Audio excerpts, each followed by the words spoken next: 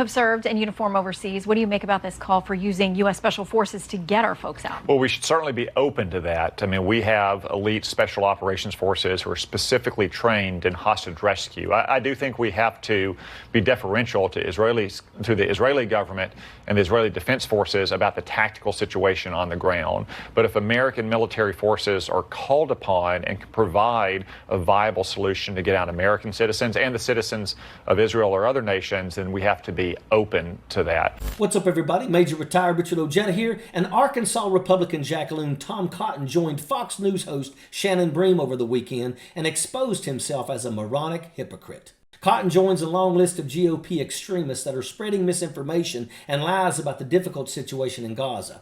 They have lined up behind Donald Trump in a precarious stand.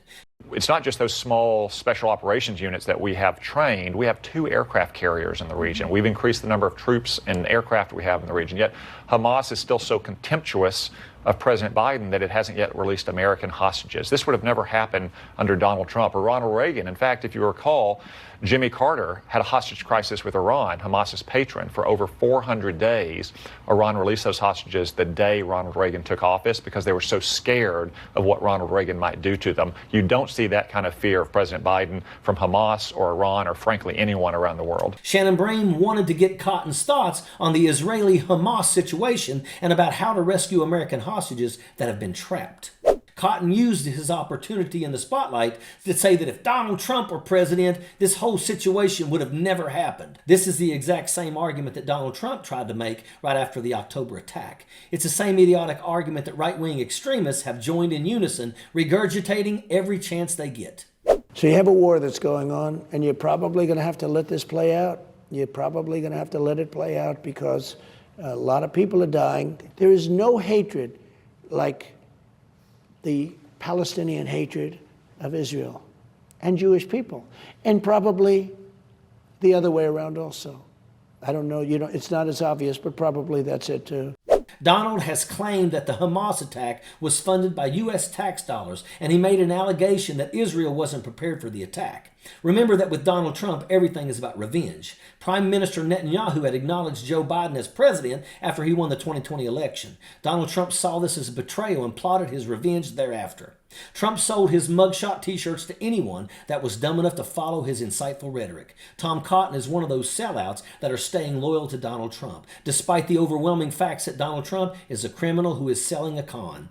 I'm the only candidate in the race who, according to the polls now, can beat Biden. I mean, it's hard to believe. Don't forget, the Democrats start with an advantage. I won't tell you what the advantage is, but different people automatically vote.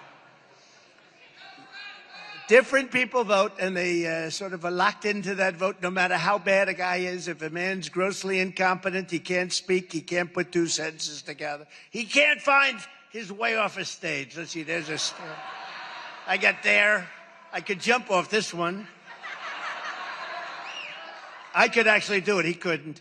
If Donald Trump wins re-election, we can all say goodbye to democracy. He wants to establish a dictatorship, and clowns like Tom Cotton are enabling him. This is the litmus test of loyalty for Donald Trump. He wants loyalists in Congress that will back him no matter what. It doesn't matter if he's right or wrong either. Trump wants people to prove their loyalty, even if it means committing violence on his behalf to silence critics. Tom Cotton likes to talk a big game, but he's proven that he doesn't support veterans. So who the hell does Tom Cotton think he is to suggest that U.S. Special Forces go into Gaza to extract hostages? Does he think that Israel military is incompetent now and needs help? This is the same type of trash argument that Donald Trump has been peddling since the October attack. Tom Cotton is showing the world just how far he's got his head buried up Donald Trump's backside. With him being a veteran, he should know about the sacrifices that soldiers have to go through in combat zones. He shouldn't be so quick to suggest that it's an option that should be considered. But Tom Cotton is not trying to de-escalate the situation with viewers. The GOP agenda is to spread fear and lies in the hearts of their undereducated followers. How can anyone take Tom Cotton seriously when he is echoing the same rhetoric that Trump's been spewing about this situation? How can the typical Trump supporter support Israel and Donald Trump? It's completely mind-boggling. Cotton is bringing up a bunch of what about situations. He's not intent on solving problems. Tom Cotton wants to lie about Democrats and trick viewers into thinking that not enough is being done. GOP jackaloons are always screaming about not enough is being done and it's Joe Biden's fault, but they never offer anything but outrageous allegations without ever providing a shred of evidence to their wild claims. This is a typical GOP tactic that is meant to incite people. It's a common tool in the Republican arsenal of misinformation. Tom Cotton is using Chicken Little's "the sky is falling" approach to explain the things that neither he or his followers know much about. We've seen jackaloons like Lauren Boebert and Marcia Trainwreck Green use a similar methods of distributing their unhinged garbage rhetoric. If the United States deployed troops to Gaza, what do you think would happen, Tom? You're saying that Israel can't handle things and you want to throw this country's sons and daughters into the fray. Why, Tom? Because you think that Donald Trump is right? What a pathetic sellout. This is not a situation that we want to be rushing ourselves into. Tom Cotton wants to cast doubt on Joe Biden, but his suggestion would escalate the United States into a bloody confrontation that nobody wants. Donald Trump has made excuse after excuse for dictators like Vladimir Putin, and he's openly attacked our own intelligence communities with vile accusations. Donald Trump is known to have had Mein Kampf by his bedside. He has even quoted Hitler by calling his political opponents vermin. Yet this base remains steadfast in their stupidity and continue to support their orange Lord and Savior. Donald Trump is not the person that the world wants to be in charge right now. Maybe Russia and North Korea do, but nobody in their right mind still supports Donald Trump. How can anyone resolve the issues of supporting a Nazi sympathizer and being pro-Israel? It doesn't make a shred of sense. This is the outrageous depth of hypocrisy of the Trump faithful, though.